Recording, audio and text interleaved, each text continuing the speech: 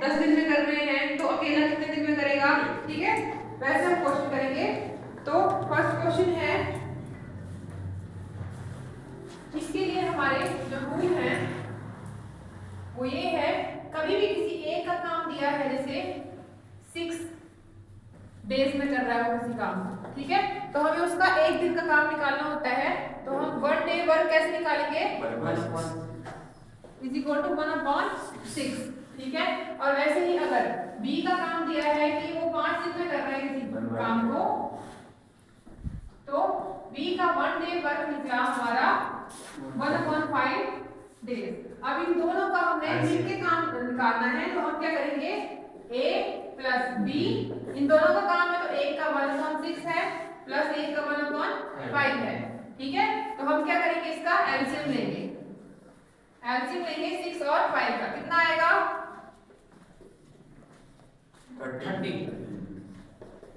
30 आ गया हमारा एलसीएम। तो यहाँ पे कितना आएगा, इंटू 5, मल्टीप्लाई करो यहाँ पे इंटू 6, तो कितना आएगा यहाँ पे 5 प्लस 6 कितना हुआ 11/30।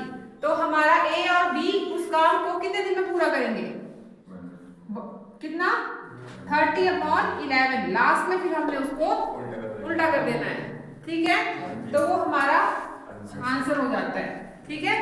अब इसके बेस पे ही हम क्वेश्चन करेंगे।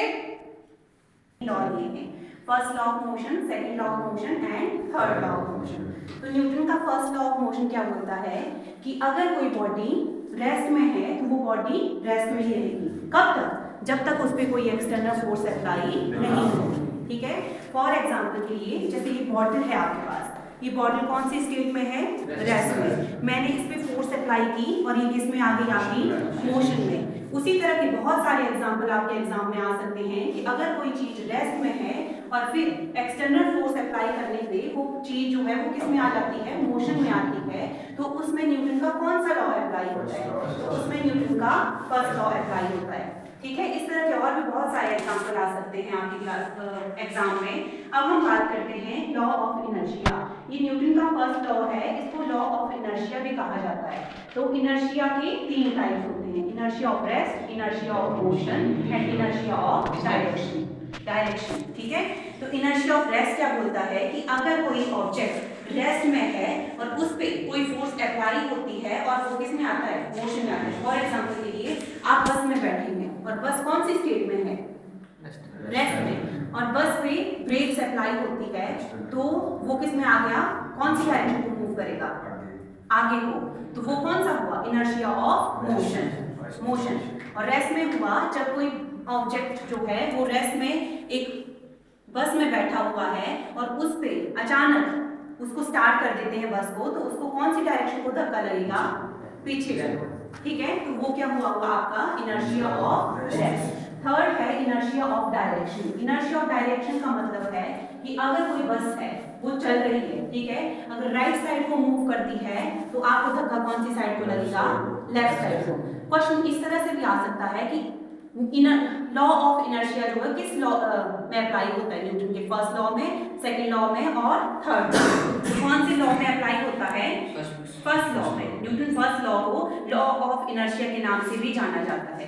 अब हम न्यूटन सेकंड लॉ पढ़ने से पहले न्यूटन का थर्ड लॉ जानेंगे। न्यूटन थर्ड लॉ क्या बोलता है, तो न्यूटन का थर्ड लॉ है वो आपको बोलता है कि every object there is equal and opposite reaction, कि every action there is equal and opposite reaction. जैसा एक्शन होगा उसका आपको अपोजिट रिएक्शन भी मिलेगा, ठीक है। मतलब है आपका एक्सेलरेशन, और एम जो एफ जो है वो डायरेक्टली प्रोपोर्शन है एक्सेलरेशन के, ठीक है। और A is equal to F/m होता है, ठीक है। जिस ऑब्जेक्ट का मास कम हो उसकी एक्सेलरेशन क्या होती है, ज्यादा होती है, और जिसकी एक्सेलरेशन ज्यादा हो उसका मास क्या होता है, कम।